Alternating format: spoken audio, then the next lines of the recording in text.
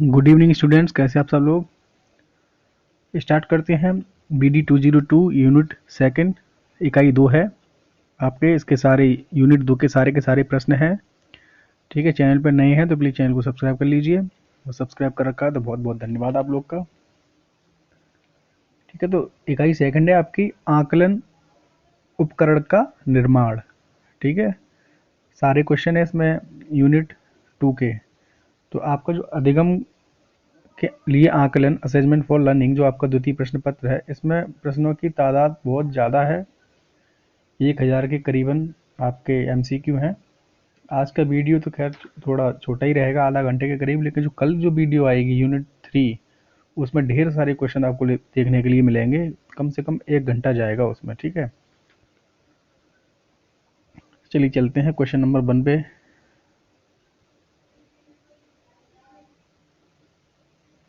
आकलन के उपकरण हैं। आकलन के उपकरण हैं तो आपके साक्षात्कार, अनुसूची, प्रश्नावली ये आकलन के उपकरण हैं। अवलोकन के प्रकार हैं तो उपयुक्त सभी अवलोकन के प्रकार हैं, जैसे कि स्व अवलोकन एवं बाहरी अवलोकन। ठीक है, खुद अवलोकन करना अपने आप में, और बाहरी रूप से अवलोकन करना, दोनों हैं। नियोजित तथा अनियोजित, नियोजित भी अवलोकन और अनियोजित भी। ठीक है, प्रत्यक्ष तथा अप्रत्यक्ष, सामने से भी और अप्रत्यक्ष तरीके से भी। ठीक है, प्रत्यक्ष तथा अप्रत्यक्ष अवलोकन दोनों हो जाएंगे उपयुक्त सभी। टोटल आपका अवलोकन के प्रकार है स्वावलोकन, बाहरी अवलोकन, नियोजित, अनियोजित, प्रत्यक्ष तथा अप्रत्यक्ष। ज्ञानात्मक व्यवहार के मापन के लिए उपयोग करते हैं तो साक्षात्कार, परीक्षण, अवलोकन तकनीकी, उपयुक्त सभी राइट हो जाएंगे आपके आंसर। उपयुक्त सभी। संचयी अभिलेख की आवश्यकता होती है विद्यालयों में, कार्यालयों में, तो दोनों ही जगह संचयी अभिलेख की आवश्यकता होती है। उपकरण की व्यावहारिक विशेषताएं हैं। उपकरण की व्यावहारिक विशेषताएं हैं तो उपयुक्त सभी सही हो जाएगा। मितव्ययिता, उपयोगिता, सौदेश्य पूर्णता। मनोवैज्ञानिक उपकरण का निरीक्षण करता है। मनोवैज्ञानिक उपकरण निरीक्षण करता है किसका? मानव व्यवहार का। विकासात्मक प्रश्न पूछे जाते हैं बहुविकल्पीय परीक्षा में या प्रस्तुतिकरण में, तो विकासात्मक जो प्रश्न पूछे जाते हैं वो आपके पूछे जाते हैं प्रस्तुतिकरण में। निरीक्षण आंख द्वारा विचार पूर्वक किया गया अध्ययन है। किसका कथन है ये? तो ये कथन है आपका CV गुड का। आलोचनात्मक चिंतन का अर्थ है, आलोचनात्मक चिंतन का अर्थ है सकारात्मक और नकारात्मक दोनों तरीके चिंतन। मूल्यांकन को उपकरण व प्रविधियों के उद्देश्यों के अनुरूप विभाजित किया जाता है। कितने भागों में या कितने वर्गों में? तो 4 भागों में। ठीक है, चलिए नेक्स्ट चलते हैं। क्वेश्चन नंबर 166 है, प्राथमिक कक्षाओं में किस मूल्यांकन प्रविधि का प्रयोग किया जाता है? तो ये आपका B.Ed 2018 में आया हुआ क्वेश्चन है। राइट आंसर हो जाएगा इसका निरीक्षण। प्रश्नावली सूची संबंधित है तो ये संबंधित है परिप्रेक्ष्य आकार से। ये भी आपका क्वेश्चन 2018 में BTC में आया हुआ था, BTC एग्जाम में। ठीक है, प्रश्नावली होती है 4 प्रकार की प्रश्नावली होती है। ये क्वेश्चन भी आपका 2018 में आया हुआ क्वेश्चन है। सूचनादाता किस प्रकार की प्रश्नावली में हाँ नहीं में उत्तर देता है? ये भी BTC 2018 में क्वेश्चन आया हुआ है। राइट आंसर हो जाएगा इसका प्रतिबंधित। साक्षात्कार संबंधित है किससे? तो अनुसूची से संबंधित है साक्षात्कार। साक्षात्कार का मतलब होता है इंटरव्यू। ठीक है, अनुसूची से संबंधित है। निर्धारण मापनी है, निर्धारण मापनी है द्विध्रुवी। गुणों के मापन के लिए प्रयोग करते हैं। गुणों का मापन करना हो तो उसके लिए क्या प्रयोग करते हैं? तो निर्धारण सूची का प्रयोग करते हैं। अशाब्दिक निर्धारण मापनी है, अशाब्दिक निर्धारण मापनी है आत्म निर्धारण विधि। निर्धारण मापनी का महत्वपूर्ण भाग है, निर्धारण मापनी का महत्वपूर्ण भाग है विषयी। ठीक है, निर्धारण मापनी का महत्वपूर्ण भाग क्या है? विषयी। BTC परीक्षा में आया हुआ है DLED 2018 में। अवलोकन प्रणाली का मूल आधार है, अवलोकन प्रणाली का मूल आधार है वैज्ञानिक है। वैज्ञानिक आधार है, ये भी डीएलएड 2018 में आया हुआ है। छात्र ड्रिल विधि के आधार पर सीखते हैं, पहाड़े, गिनती या कविता। तो उपयुक्त सभी ड्रिल विधि के आधार पर सीखते हैं। चिन्हांकन सूची का प्रयोग किया जाता है, चिन्हांकन सूची का प्रयोग किया जाता है सामूहिक गुणों को जानने के लिए और व्यक्तिगत विशेषताओं को जानने के लिए। तो ये आपके राइट हो जाएंगे, आ और ब दोनों। ऑप्शन सा इसका राइट आंसर।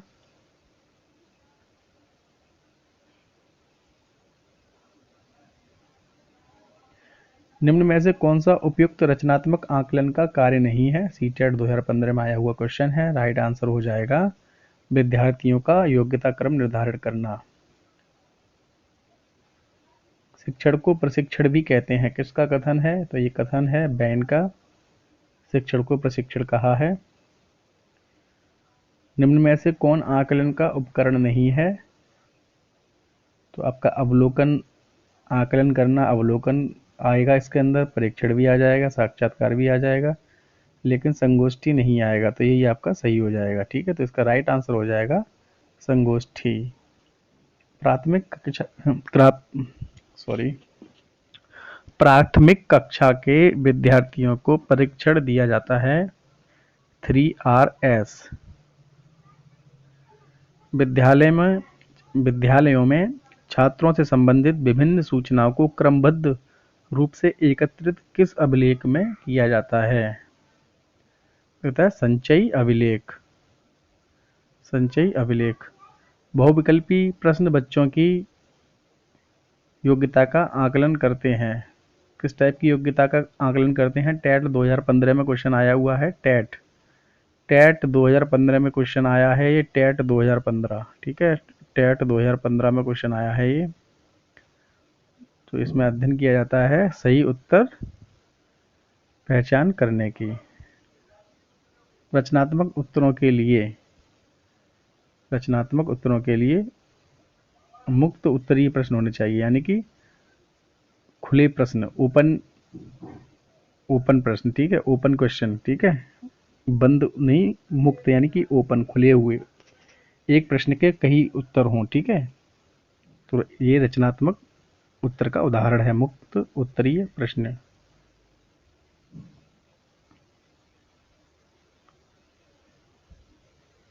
और अपसारी चिंतन का भी उदाहरण है ये। ठीक है, एनेक्डोटल अभिलेख उदाहरण है, एनेक्डोटल अभिलेख उदाहरण है, अवलोकन तकनीकी का उदाहरण है। साक्षात्कार किस उपकरण का उदाहरण है? तो स्व आख्या तकनीकी का उदाहरण है, तकनीक का उदाहरण है, स्व आख्या तकनीक। रोरसा का मसी लक्ष्य परीक्षण उदाहरण है,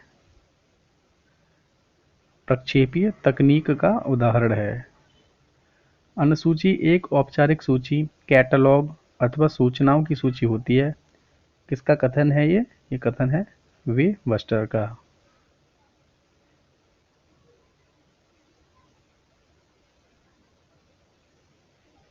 बाल अंतर्बोध परीक्षण उदाहरण है, बाल अंतर्बोध परीक्षण उदाहरण है रचना तकनीक का। अपूर्ण वाक्य परीक्षण किसकी देन है? अपूर्ण वाक्य परीक्षण देन है रोटर की। वस्तुनिष्ठ परीक्षण वह है जिसमें प्रत्येक परीक्षण किसी प्रश्न के उत्तर या निष्पादन को देखकर एक निश्चित निष्कर्ष पर पहुंचते हैं। किसने दी है ये परिभाषा? तो ये परिभाषा दी है क्रोनबैक ने। साइकोलॉजिकल टेस्टिंग के लेखक हैं अनस्तासी या एनास्टासी। निम्न में से कौन परीक्षण नहीं है? तो अभिक्षमता परीक्षण है, निदानात्मक परीक्षण है, बुद्धि परीक्षण है, लेकिन प्रेक्षण ये परीक्षण नहीं है। इनमें से कौन सामाजिक संबंधों तथा समायोजन के मापन में काम आता है? तो ये आता है समाजमितीय तकनीक। कौन सा पद शैक्षणिक निदान का नहीं है? राइट आंसर हो जाएगा अवलोकन। बाकी निदान के लिए उपयुक्त छात्रों का चयन, कठिनाई कारणों का विश्लेषण और उपचारात्मक प्रक्रियाएं ये शैक्षिक निदान के पद हैं, लेकिन अवलोकन शैक्षिक निदान का पद नहीं है। निम्न में से कौन वस्तुनिष्ठ परीक्षण का दोष है? तो उत्तर का अनुमान लगाने की संभावना दोष है वस्तुनिष्ठ का। अपूर्ण वाक्य परीक्षण उदाहरण है पूर्ति तकनीक का। सजोंदी परीक्षण उदाहरण है क्रम तकनीक का। यह अभिलेख छात्रों के शैक्षिक विकास से संबंधित महत्वपूर्ण तथा सार्थक घटनाओं का वस्तुनिष्ठ प्रस्तुतिकरण है एनेक्डोटल अभिलेख।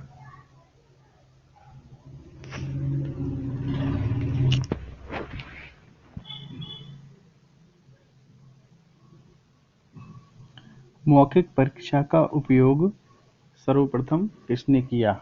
जो मौखिक परीक्षा का सर्वप्रथम उपयोग किसने किया? तो ये किया था गिलेडाइट्स ने। कुछ संबंधित परीक्षणों अथवा उप परीक्षणों के एक निर्देशित समूह को क्या कहा जाता है? कहा जाता है परीक्षण बैटरी। चेकलिस्ट किसका उदाहरण है? उदाहरण है अवलोकन तकनीक का उदाहरण है चेकलिस्ट। पूर्व निर्धारित तथा पूर्व निश्चित प्रश्नों द्वारा किस प्रकार का साक्षात्कार किया जाता है? ये किया जाता है प्रमापीकृत साक्षात्कार। प्रश्नों के स्तर एवं क्रम में लोचनीयता होना किसका उदाहरण है? उदाहरण है अप्रमापीकृत साक्षात्कार का। अप्रमापीकृत साक्षात्कार का ऑप्शन पा हो जाएगा राइट। व्यक्ति के उत्तर की अभिव्यक्ति के लिए अंक अथवा संकेत प्रयुक्त किए जाते हैं निर्धारण मापनी में। मनोवैज्ञानिक उपकरण निरीक्षण करता है मानव व्यवहार का। उपकरण की व्यावहारिक विशेषताएं हैं तो उपर्युक्त सभी हो जाएगा राइट आंसर। व्यापकता, सर्वमान्यता और सुगमता। उपकरण की तकनीकी कसौटियां हैं तो ये मानकीकरण हो जाएगा राइट आंसर। उत्तम परीक्षण के मुख्य गुण हैं वस्तुनिष्ठता, वैधता हो उसमें और उसमें विश्वसनीयता हो तो उपयुक्त सभी हो जाएंगे राइट आंसर। जब परीक्षण में बार बार एक जैसा ही परिणाम आए तो उसे कहते हैं विश्वसनीयता। नेक्स्ट क्वेश्चन है अच्छे प्रश्नों के निर्माण की सर्वाधिक प्रमुख विशेषता होती है उद्देश्य उसका और प्रयोजन। तो आ और बा दोनों राइट आंसर हो जाएंगे। परीक्षण योग्यता, निष्पत्ति या उपलब्धि, रुचि आदि का मापन करने के लिए परीक्षा या प्रश्नावली या किसी प्रकार की युक्ति या विधि है।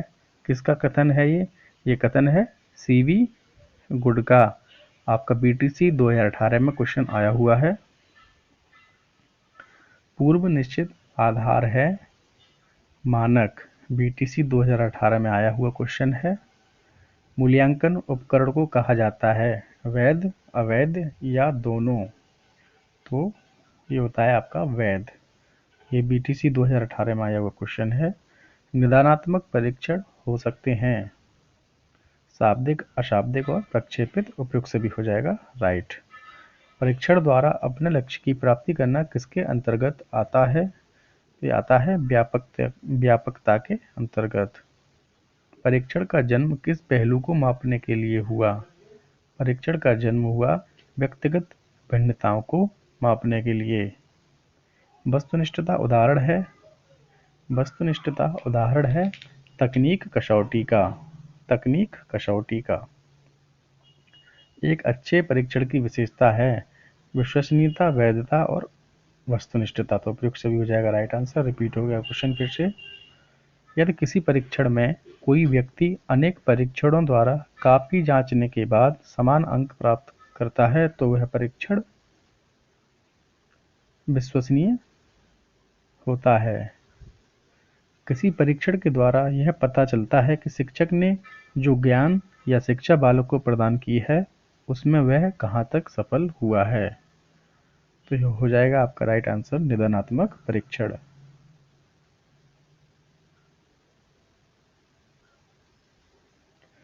निर्धारण मापनी किसी चर या श्रेणी, उसकी गहनता अथवा बारंबारता को निश्चित करती है, यह कथन है वान डाइलेन का। वैधता एवं विश्वसनीयता किस प्रकार की कसौटियां हैं? तो ये तकनीकी कसौटियां हैं। एक मानकीकृत परीक्षण वह है जिसमें विषय वस्तु का चयन अनुभव के आधार पर किया गया हो, जिसके प्रशासन एवं फलांकन की समरूप विधियों को विकसित किया गया हो तथा फलांकन को वस्तुनिष्ठ विधि से किया गया हो। यह कथन किसका है? यह कथन है सीवी गुड का। उत्तम परीक्षण में अनेक विशेषताओं का होना आवश्यक है और ये विशेषताएं प्रत्येक परीक्षण के निर्माण का आधारभूत सिद्धांत बन जाती हैं। किसका कथन है? तो ये कथन है डगलस व हॉलैंड का। परीक्षण का महत्व किस क्षेत्र में है? तो शोध के क्षेत्र में भी है, व्यवसाय के क्षेत्र में भी है और शैक्षिक क्षेत्र में भी है। तो उपयुक्त सभी सही हो जाएंगे। क्रियात्मक परीक्षाएं उपयोगी हैं बालकों के लिए, निरक्षरों के लिए, गूंगे बहरों के लिए। तो ये सभी के लिए ही उपयुक्त हैं। मानकीकृत परीक्षण का संबंध है तो ज्ञान के व्यापक क्षेत्र से मानकीकृत परीक्षण का संबंध है। एक अच्छे मूल्यांकन उपकरण की पहचान का आधार है प्रामाणिकता के साथ युक्त वैधता सूचकांक। एक प्रमाणीकृत परीक्षण वह है जो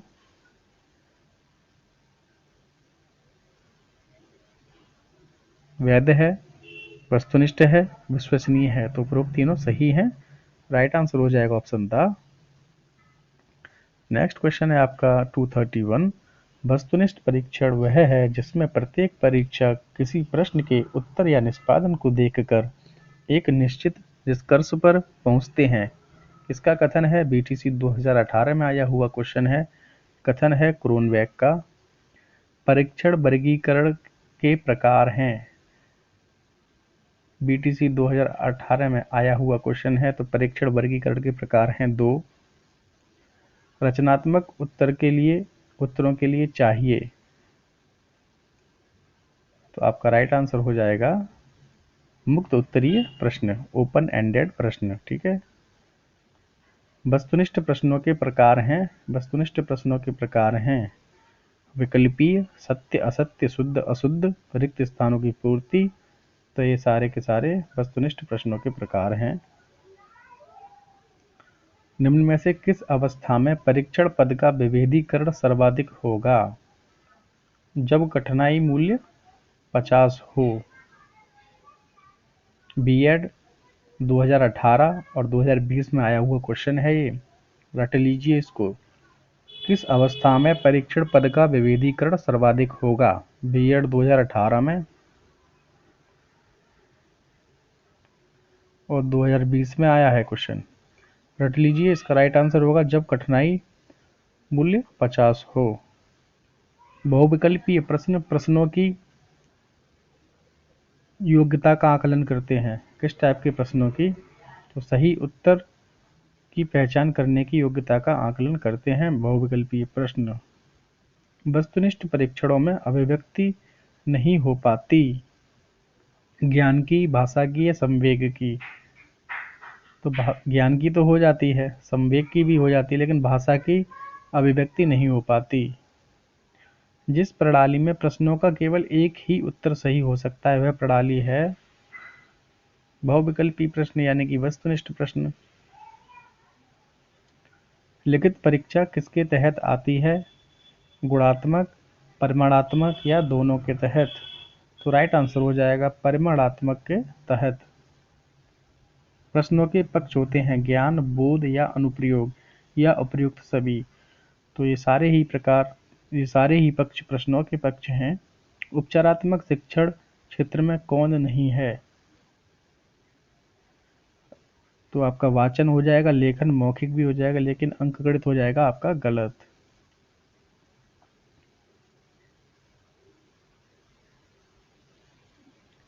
निष्पत्ति परीक्षण से जानकारी मिलती है। शैक्षिक उपलब्धियों की वस्तुनिष्ठ परीक्षाएं होती हैं निबंधात्मक परीक्षाओं के दोषों को दूर करने के उद्देश्य से, शिक्षण उद्देश्यों को प्राप्त करने के लिए, सही अपेक्षित व्यवहार परिवर्तन के लिए सही, तो उपयुक्त सभी हो जाएंगे सही। निम्न में से कौन सा सत्य असत्य पदों से संबंधित नहीं है? राइट आंसर हो जाएगा अशुद्ध पहचान। बाकी शुद्धिकरण पद, समुदाय रूप पद और 3 प्रत्युत्तर पद संबंधित है। बाकी अशुद्ध पहचान ये संबंधित नहीं है किससे? सत्य असत्य पदों से। जब किसी परीक्षा के बार बार अंकन करने पर कोई उत्तर नहीं ठीक है, फिर से बोलते हैं। जब किसी परीक्षा के बार बार अंकन करने पर कोई अंतर नहीं आता तो वह परीक्षा कहलाती है वस्तुनिष्ठ परीक्षा। नहीं, गलत है, गलत हमने बोल दिया। जब किसी परीक्षा के बार बार अंकन करने पर कोई अंतर नहीं आता है तो वह परीक्षा कहलाती है। तो वह परीक्षा कहलाती है वैध। वैध है, कोई अंतर नहीं आ रहा ना, तो वैध है। ठीक है, वैध परीक्षा है। निम्न में से कौन सा प्रत्यय स्मरण पद है? राइट आंसर हो जाएगा पूर्ति पद।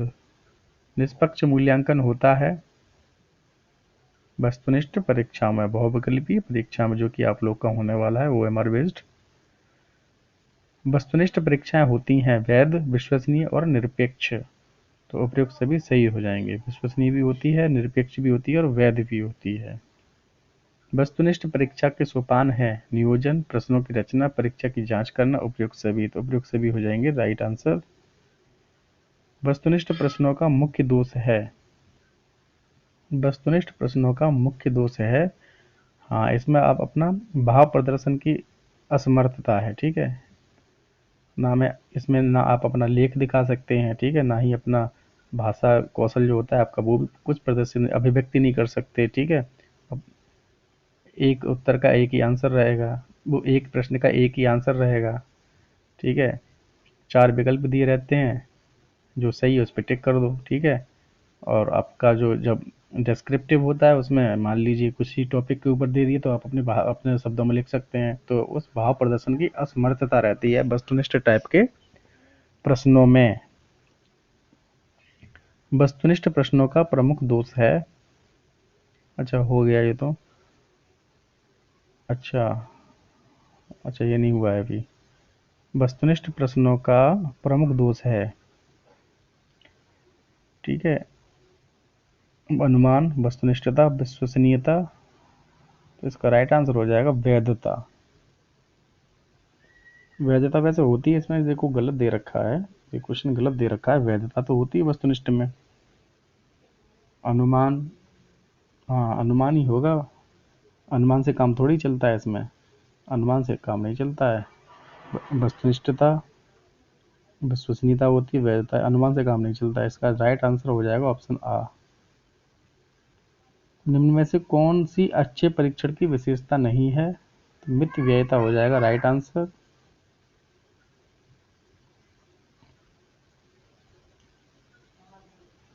निम्न में से उद्देश्य को व्यावहारिक रूप में निर्धारण, निम्न में से निम्न में से उद्देश्य को व्यावहारिक रूप में निर्धारण की आवश्यकता किस कारण से होती है? राइट आंसर हो जाएगा उपयुक्त सभी। उद्देश्य की प्राप्ति, परीक्षण प्रश्नों का चयन और शिक्षण की व्यूह रचना के लिए। शिक्षा के उद्देश्यों का वर्गीकरण किया किसने किया? तो बेंजामिन एस ब्लूम। ठीक है, शैक्षिक उद्देश्य के क्षेत्र में सबसे पहले महत्वपूर्ण कार्य ब्लूम ने कब किया था? तो ये किया था 1956 में। क्वेश्चन आता है ये, ब्लूम ने शैक्षिक उद्देश्यों को कितने भागों में बांटा? शैक्षिक उद्देश्यों को ब्लूम ने बांटा है 3 भागों में। ब्लूम द्वारा विभाजित शैक्षिक उद्देश्य के भाग हैं ज्ञानात्मक, भावात्मक, मनोपेशीय यानी कि साइकोमोटर। ठीक है, तो उपयुक्त सभी ये 3 भाग हैं, इसी के ये 3 भाग ये बोला गया है। अनुदेशात्मक, ज्ञानात्मक, भावात्मक और मनोपेशीय है ना, इसे क्रियात्मक भी बोलते हैं। ठीक है, इसको क्रियात्मक भी बोलते हैं, क्रियात्मक। अनुदेशनात्मक उद्देश्य से आशय व्यक्ति के व्यवहार में वांछित परिवर्तनों से है, जिसे हम शिक्षा द्वारा लाने का प्रयत्न करते हैं। यह कथन है ईजे पृष्ठ का कथन है, ये ईजे पृष्ठ। RCEM के मत अनुसार अनुदेशनात्मक वर्गीकरण में कौन सा तत्व नहीं आता? तो संश्लेषण वर्गीकरण में नहीं आता है, बाकी विश्लेषण, ज्ञान, प्रयोग ये सारे आते हैं, लेकिन संश्लेषण वर्गीकरण में नहीं आता, अनुदेशनात्मक वर्गीकरण में नहीं आता। अनुदेशनात्मक उद्देश्य निम्न में से किसकी भूमिका नहीं निभाते हैं? तो भविष्यवाणी करने में इसमें भूमिका नहीं निभाते, बाकी सभी में निभाते हैं। पढ़ लीजिए। किन कारणों से उद्देश्य को व्यावहारिक रूप में निर्धारण की जरूरत होती है? ऑप्शन हो जाएगा द उपयुक्त सभी। ठीक है, पढ़ लीजिए आप लोग। ज्ञानात्मक उद्देश्यों को व्यावहारिक रूप में लिखने की विधि को दिया किसने दिया? रॉबर्ट मेगर ने। क्रियात्मक उद्देश्यों को व्यावहारिक रूप में लिखने की विधि को दिया किसने? रॉबर्ट मिलर ने। ठीक है, तो ज्ञानात्मक उद्देश्यों के व्यावहारिक रूप में लिखने की विधि को दिया रॉबर्ट मेगर ने, और क्रियात्मक उद्देश्यों को व्यावहारिक रूप में लिखने की विधि को दिया रॉबर्ट मिलर ने। मेगर मिलर, ठीक है, दोनों अलग हैं। ठीक है, क्रियात्मक आ जाए तो रॉबर्ट मिलर ने दिया था व्यवहारिक में, और ज्ञानात्मक उद्देश्यों के व्यवहारिक तो रॉबर्ट मेगर। ब्लूम ने ज्ञानात्मक उद्देश्य बताए हैं। देखिए जो BS ब्लूम है, ठीक है, BS ब्लूम में शैक्षिक उद्देश्य बांटे, शैक्षिक उद्देश्य थे ना, शैक्षिक उद्देश्य 3 भागों में बांटा। ठीक है, 3 भाग कौन कौन से थे?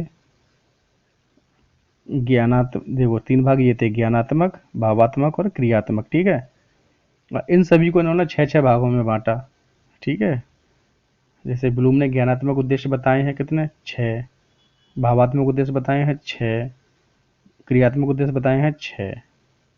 ठीक है, ज्ञानात्मक उद्देश्य लक्ष्यों को 6 विभक्तों में व्यक्त किया है ब्लूम के द्वारा। भावात्मक लक्ष्यों को 6 पदों में बांटा है, अरे फिर से वही ब्लूम ने। ठीक है, भावात्मक लक्ष्यों को 6 पदों में बांटा है ब्लूम ने। मनोशारीरिक लक्ष्यों को 6 पदों में व्यक्त किया है, मनोशारीरिक लक्ष्यों को 6 पदों में व्यक्त किया गया है सिम्पसन के द्वारा।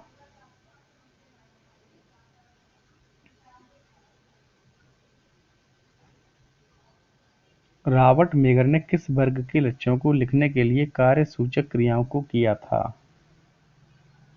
ज्ञानात्मक एवं भावात्मक।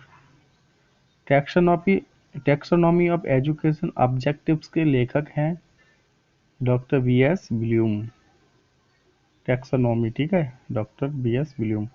मेगर उपागम किस उद्देश्य से संबंधित है? मेगर उपागम ज्ञानात्मक एवं भावात्मक। ठीक है, देखो रॉबर्ट मेगर, ठीक है, रॉबर्ट मेगर ज्ञानात्मक एवं भावात्मक दोनों, और अगर क्रियात्मक का आ जाए तो वो रॉबर्ट मिलर हैं। कौन सा स्तर ज्ञानात्मक पक्ष से है? अवबोध ज्ञानात्मक पक्ष से है। ज्ञानात्मक पक्ष का प्रथम स्तर क्या है? ज्ञानात्मक पक्ष का प्रथम स्तर है ज्ञान। ज्ञानात्मक पक्ष का अंतिम स्तर क्या है? तो यह है मूल्यांकन। सीटेट की तैयारी करी होगी, आप लोगों को पता होगा। ठीक है, ज्ञानात्मक पक्ष है BTC 2018 में आया हुआ क्वेश्चन है। ज्ञानात्मक पक्ष है, ज्ञानात्मक पक्ष में आते हैं ज्ञान, बोध, अनुप्रयोग, दोनों हो जाएंगे सही। बोध का आधार होता है गहरा, अत्यंत सूक्ष्म और अलौकिक, तो उपयुक्त सभी हो जाएंगे सही। अनुदेशनात्मक उद्देश्यों की पूर्ति के लिए अध्यापक का प्रमुख कार्य होता है अनुदेशनात्मक उद्देश्यों की पूर्ति के लिए अध्यापक का प्रमुख कार्य होता है तो अधिगम का मूल्यांकन, पाठ्य योजना का निर्माण और प्रश्न पूछना, सभी सही हो जाएंगे। ब्लूम के अनुसार भावात्मक क्षेत्र का शैक्षिक उद्देश्य होता है अधिग्राह्यता। भावात्मक पक्ष का प्रथम स्तर है, भावात्मक पक्ष का प्रथम स्तर है आग्रहण, आग्रहण। भावात्मक पक्ष का अंतिम स्तर है, भावात्मक पक्ष का अंतिम स्तर है चारित्रीकरण, भावात्मक चारित्रीकरण ये, ठीक है, ये वाला नहीं है, इसका तो मैं आपको बता चुका हूँ, इसका हो जाएगा आग्रहण, ठीक है। क्रियात्मक पक्ष का प्रथम स्तर है, क्रियात्मक पक्ष का प्रथम स्तर है उत्तेजना। क्रियात्मक पक्ष का अंतिम स्तर है, कौन सा है? क्रियात्मक पक्ष का प्रथम हो जाएगा उत्तेजना और अंतिम हो जाएगा आदतों का निर्माण।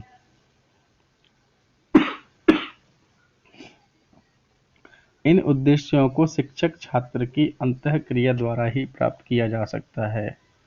किसको? भावात्मक पक्ष को। प्रशिक्षण से किन उद्देश्यों की प्राप्ति की जा सकती है? राइट आंसर हो जाएगा क्रियात्मक पक्ष की। व्यवहारिक रूप से एक शैक्षिक उद्देश्य वह योग्यता अथवा कौशल है जिसे कि बालक द्वारा संतोषजनक शिक्षण अधिगम स्थितियों में ग्रहण तथा विकसित किया गया हो। कथन किसका है? कथन है हस्टन का। व्याख्या एवं निर्णय करना किसके अंतर्गत आता है? तो ये आता है बोध के अंतर्गत।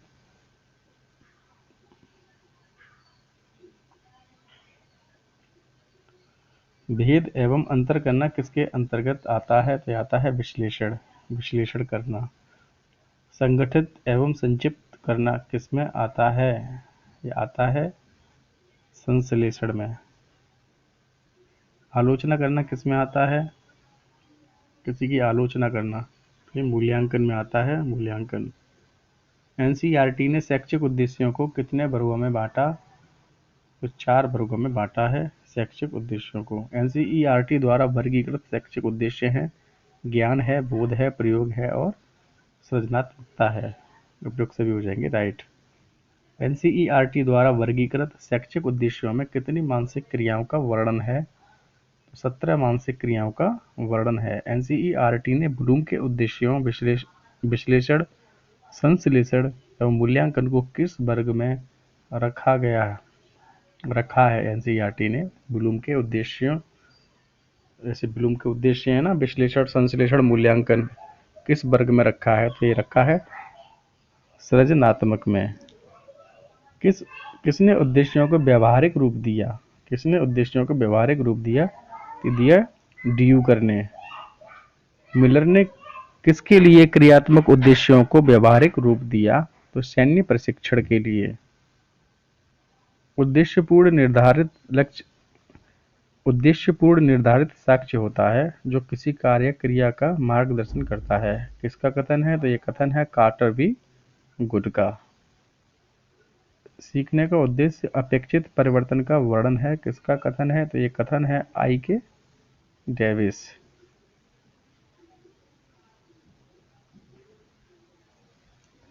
अभिक्रमित अनुदेशन के क्षेत्र में उद्देश्यों को व्यवहारिक रूप में लिखने पर किसने बल दिया? रॉबर्ट मेगर ने बल दिया। एनसीईआरटी ने उद्देश्यों को व्यवहारिक रूप से लिखने के लिए नवीन विधि का विकास किया, उसे नाम दिया RCEM प्रणाली। एनसीईआरटी ने उद्देश्यों को व्यवहारिक रूप से लिखने के लिए नवीन विधि का विकास किया था, उसे नाम दिया RCEM प्रणाली। प्रत्यय स्मरण करना किसके अंतर्गत आता है? प्रत्यय स्मरण करना आता है ज्ञान के अंतर्गत। स्मरण ही माने स्मरण, याद, ज्ञान। स्मरण करेंगे तो बुद्धि से ही तो करेंगे, बुद्धि ज्ञान ऐसे करके याद कर लीजिए। प्रत्यय स्मरण। सामान्यीकरण किसके अंतर्गत आता है? सामान्यीकरण आता है आपका बोध के अंतर्गत। सामान्यीकरण बोध के अंतर्गत। परिकल्पना की स्थापना किसमें की जाती है? तो प्रयोग में की जाती है। अनेक को एक करना क्या है? अनेक को एक करना होता है संश्लेषण, ठीक है। जैसे विश्लेषण में क्या है, जैसे संश्लेषण में क्या है? अनेक, जैसे कि ये टुकड़ों में बटा हुआ है, ठीक है। कोई आइटम है ऐसे टुकड़ों में बटा हुआ, इनको एक कर देना, तो ये होता है संश्लेषण, कि इसका अपोजिट होता है विश्लेषण। एक को अनेक करना, एक को अनेक करना, देखो आ गया, तो इसका होता है विश्लेषण। जैसे एक है, इसको अनेक चीज़ों में कर दिया, ठीक है, पार्ट पार्ट पार्ट पार्ट बांट दिए इसके, ठीक है, तो विश्लेषण कर दिया। अब इन्हीं को अगर जोड़ दिया, इनको अगर सभी को इकट्ठा कर दिया, इकट्ठा करके एक कर दिया, तो ये संश्लेषण हो जाएगा।